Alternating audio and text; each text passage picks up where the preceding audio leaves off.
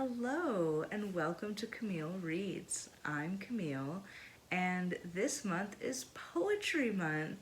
What a great way to start the spring. In honor of that, we are going to read a book of poetry called My Name is Another Word by Beth Wood. Beth is a local to my area author. She's based out of Sisters, Oregon, and I met her at the Sisters Book Festival put on by Paulina Springs Books. So she signed this copy for us, and I'm really looking forward to reading it. I don't read a whole lot of poetry, and this is the first book on the channel. So if I enjoy this, maybe we'll read a few more of them. All right, so I am usually a first line person, but it's different with poetry. I, yeah, it's just gonna be a different experience. So I am going to read a few of the poems in their entirety. So I will start with this first one, and then whichever ones catch my fancy or make me feel something. This one is called Little Queen, Little Diamond. I dreamed this poem and you were in it, flying above the singing trees and the rolling river full of fish, next to the laughing goose, who all by himself did seem silly. We were weightless and giggling, with butter-colored papier-mâché wings. Look, there's the memory house, you said. Yep, and I raced you to the edge of a rainbow. For all of our soarings and tumblings, no one noticed down on earth, too busy staring at their screens to see two kindreds on a Tuesday, flying free like falcons, like renegade balloons. Little queen, I said, little diamond, can you hear me? Let's make a world. Oh, that's very sweet. I like it. It's really whimsical.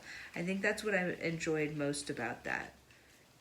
So, this is interesting. In this poem called The Wings, the author chooses to make whole world one word.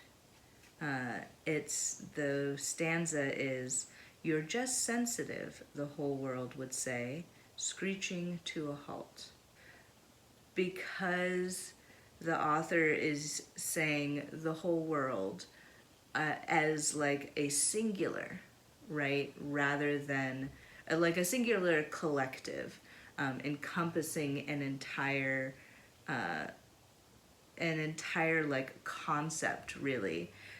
It's a collective, the whole world would say.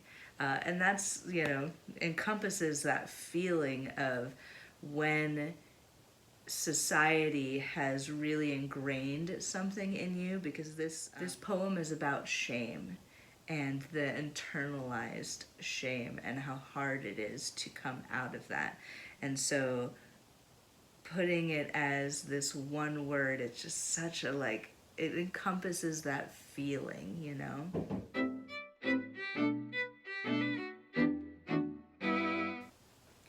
Today, we are drinking a cardamom rose mate. I usually tend towards black teas in the morning, but every once in a while, a mate is really nice. It packs a punch. But I specifically chose this tea for today because it is from a small tea shop called Subtle Tea, Suttletea. And that little shop is based in Sisters. A friend of mine recommended and bought me a little bit of this tea, and now I have a whole jar of it because it is so good. It's got a very mild flavor. The rose hips come through in this mostly in the smell, I would say. And but then there's also, besides the cardamom, there's also a little bit of cinnamon, some warmer spices. It almost has a chai feel to it, but with that like floral undertone. And so, like just, yeah, that's really refreshing. But then, like I said, the mate gives you a nice punch of not caffeine, but it gives you that like energy, and it's supposed to be a very sustained energy. So we'll see if I notice it throughout the day. Ooh. Oh, I just like the title of this. Anger is a hammer, and where is the nail? Mmm. We're gonna read this one without me knowing if it's gonna have an impact, just because I really liked that. I don't know how to be angry. It's a Southern girl thing, I'm not joking, although it sounds funny when I say it. It just wasn't polite, you know. Now, I sit with it like a hammer in my chest, and I can't dissolve it, yank it, polish it, or even find the handle. All else melts away and it remains salt from the ocean, gunpowder residue. If I pick it up and use it, I'm throwing hammers. I would say I'm sorry to put feathers back in place, but I'm not. Still, feathers should be smooth, shouldn't they? Look away, child, look away. We wouldn't want the neighbors to talk. A hammer has its place, as does a nail. Ooh, well, that's a thinker. I like that. Another thing that I find interesting is the format of poems. So this one looks a lot more like a paragraph, basically. It's this one on the right side. So I tried to read it with like one of the lines, it just wasn't polite, you know, and then there's a period. Now, and then the next line, I sit with it like a hammer in my chest.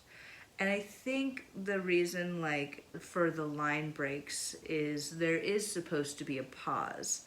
And in that instance, it felt very natural. Now, I sit with it like a hammer in my chest. But then there was another one that ended, so the line starts and it's like continuing from the line before. Ocean, gunpowder, residue, period. If I pick, and then next line, it up and use it, I'm throwing hammers. That one didn't feel quite as natural for me to read, but I know it's the author trying to communicate how she wants it to be read. And so that is my biggest like difficulty with poetry, with reading it and with understanding it. I know the author is trying so hard to get across something, and so maybe I'm just overthinking it and I need to like just settle back into it, read it, reread it. One of the tools that I've been using lately is listening to this podcast that's called Poetry Unbound, and Padraig Otuma is the host, and so he will pick a poem every week during the season. I think usually it's like 8 to 12 poems per season. He reads the poem and then he interprets it for you and gives you like different ways of thinking about it, some context, things that he felt, and then he reads the poem again and it has a different like feel and meaning to it. Maybe what I should really focus on is how do I settle in and not interpret the first, second, or even third time around. Just read the poem. So I'm gonna read it again out loud, and let's see if something else comes through. Anger is a hammer, and where is the nail? I don't know how to be angry. It's a Southern girl thing, I'm not joking. Although it sounds funny when I say it. It just wasn't polite, you know? Now, I sit with it like a hammer in my chest, and I can't dissolve it, yank it, polish it, or even find the handle. All else melts away and it remains salt from the ocean, gunpowder, residue. If I pick it up and use it, I'm throwing hammers. I would say I'm sorry to put feathers back in place, but I'm not. Still, feathers should be smooth, shouldn't they? Look away, child, look away. We wouldn't want the neighbors to talk. A hammer has its place, as does a nail.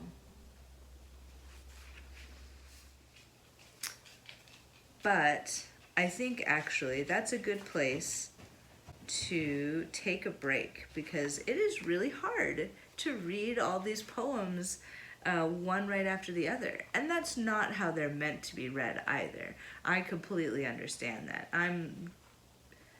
I will probably come back to this book many times, especially the poems that really like stick with me and I think, oh, how did that poem go? You know, grab the book, flip it open, read it. But the few poetry books that I have read them from cover to cover, usually over like a week of, at least a few days rather than just ripping through it. Because the author didn't mean for you to just consume it one right after the other. The way that at least I understand most people write poetry is it might come to them in a flash and they might be able to write it in 10 minutes, but they come back to it over and over and over again, reworking it, refining it, getting the exact right words, because in such a short writing form you can't afford to waste any words. So, I'm gonna go get myself something to eat, take a little bit of a break, and then we will come back to My Name is Another Word.